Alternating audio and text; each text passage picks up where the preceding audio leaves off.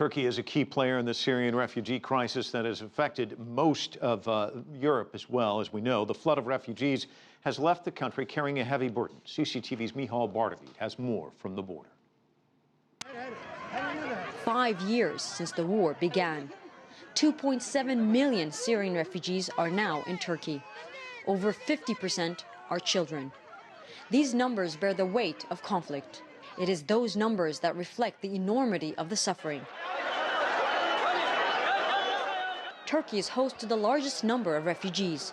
This Turkish-Syrian border town of Kilis is one of the areas where the refugee crisis can be most felt, as the population of the Syrians has surpassed that of the local population.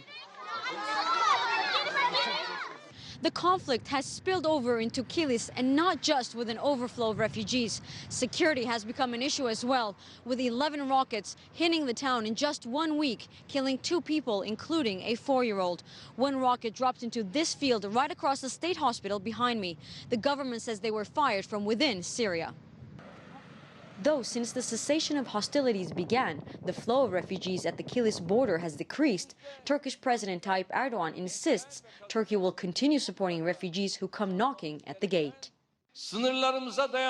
We opened our doors to the victims from Syria and Iraq because we come from a civilization of good intentions. We didn't ask how many are coming.